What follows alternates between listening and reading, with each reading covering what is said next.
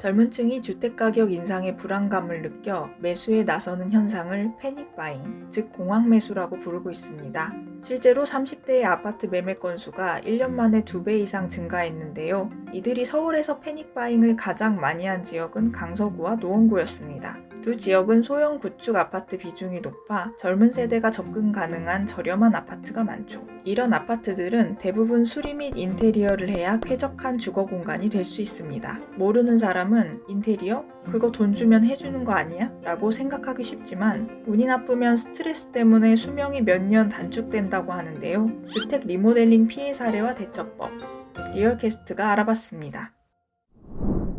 몇 년 전 금호동의 소형 아파트를 장만한 30대 직장인 A씨는 인터넷으로 알게 된 업체에 인테리어 공사를 맡겼습니다. 그는 아내와 함께 맞벌이를 하는 터라 공사 현장에 자주 들를 수 없었죠. 업자만 믿고 있던 A씨는 입주 직전에야 집을 확인했고 곳곳에서 하자를 발견했습니다. 하지만 업자가 하자 보수를 극렬히 거부하는 데다 기존에 살던 전셋집 계약 기간이 다 돼서 할 수 없이 그대로 이사해야 했습니다. 무조건 싸게 해주겠다. 내가 알아서 공사를 다 하기 때문에 비용이 적게 든다는 업자의 말을 들은 것이 패착인 것 같았습니다. 리얼캐스트 취재 결과 이런 사례는 정말 흔했습니다. 공사 대금만 받고 잠적하거나 일부러 공사 중에 태업을 하며 추가로 돈을 요구하는 경우도 많았죠.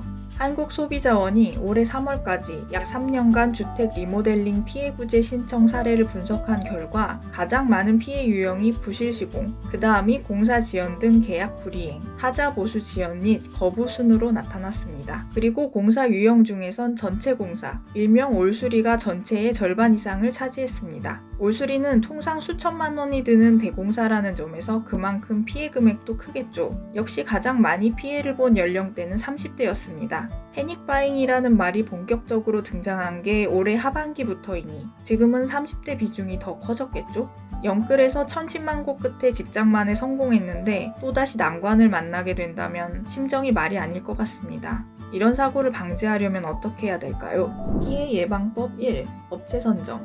무엇보다 믿을만한 업체를 선정하는 게 인테리어 성공의 반 이상을 차지하는데요. 제대로 된 사무실도 있고 사업자 등록이 된 업체가 하자 보수를 무시하거나 돈만 받고 잠적해버릴 위험이 적습니다. 국토교통부가 운영하는 건설산업지식정보 시스템에 등록된 업체를 선정하면 좋겠죠. 또는 동네에서 오랫동안 공사를 해온 업체를 선정하는 것도 도움이 됩니다. 이런 업체는 주민들 입소문으로 장사를 하기 때문에 하자 보수 요구에 응할 가능성이 높습니다. 동네의 아파트 구조를 잘 알기 때문에 하자가 날 확률도 비교적 적습니다. 혹시 일어날 문제에 대비해 하자 보증보험에 가입한 업체와 계약하는 것도 방법입니다. 하자 보증보험이란 이행 보증보험의 한 종류로 시공업자가 적절한 하자 보수 조치를 취해주지 않을 때 소비자가 입게 되는 피해를 보상해주는 것이죠. 마지막으로 무조건 싸게 해준다는 업체는 피하는 게 좋습니다. 감언이설로 일단 공사 대금을 받아낸 후 잠적해버리거나 나중에 하자 보수, 추가 비용 등을 이유로 돈을 더 받아내려는 경우가 빈번하기 때문이죠. 피해 예방법 2.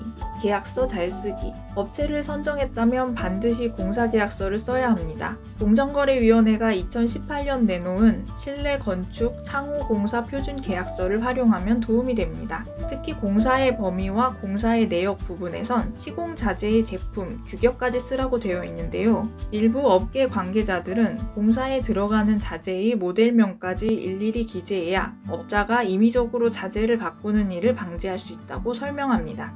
또한 공사 일정에서는 공사 완료일을 명시하도록 하고 있으며 이를 어길 시 업체가 소비자에게 지연 손해금을 지급하도록 하고 있습니다. 업자가 이를 지켜야 한다면 고의적인 태업이나 공사 지연은 사라지겠죠? 피해 예방법 3. 확인 후 돈 주기. 통상 인테리어 공사 금액은 주택 매매 계약처럼 계약금, 중도금, 잔금을 나눠서 지급하도록 되어 있는데요. 표준 계약서에선 납부 계좌번호도 명기하도록 하고 있습니다. 정해진 계좌이체를 통해 대금을 납부하는 흔적을 꼭 남기시기 바랍니다. 계약을 마치고 드디어 공사를 시작했다면 자주 공사 상황을 확인하고 각 단계의 공사가 제대로 진행되었을 때 중도금 및 잔금을 납부하면 됩니다. 이는 인테리어뿐 아니라 건설업계의 오랜 방식이니 일시 지급을 요구하며 거부하는 업체는 조심해야 합니다. 이미 피해를 당했다면? 안타깝게도 이미 피해를 당했다면 어떤 조치를 취할 수 있을까요?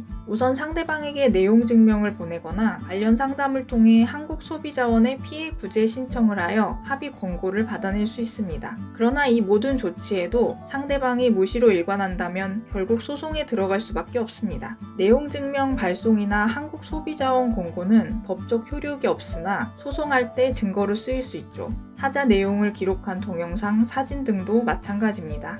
공사 규모가 작으면 보통 재판 절차를 거치지 않아 판결이 빠른 소액 사건 심판을 신청하게 되는데요. 일부 피해자들은 업자에게 더욱 직접적인 압박을 주기 위해 인테리어 피해 카페 등에서 단체로 형사소송을 진행하기도 합니다. 네, 정말 복잡하죠? 이래서 피해를 예방하는 게 가장 중요하다고 말들을 하는 거겠죠? 지금까지 인테리어 피해 사례와 대처법에 대해 알아봤습니다. 올해 주택 리모델링 시장 규모만 40조 원에 달할 것으로 예상되지만 주먹구구식으로 체결되는 계약, 공사 관행으로 인해 피해 사례는 늘고 있죠. 업계에 따르면 집수리 경험이 부족하고 공사 현장을 확인할 시간도 부족한 젊은 맞벌이 부부가 대거 피해자 행렬에 합류하고 있는데요. 살다 보면 크건 작건 언젠가는 집수리를 피할 수 없는 상황이 생길 수 있습니다. 내 재산을 지키고 피해를 예방하려면 매의 눈을 탑재한 스마트한 소비자가 돼야겠습니다. 콘텐츠가 도움이 되셨다면 구독, 좋아요 부탁드립니다.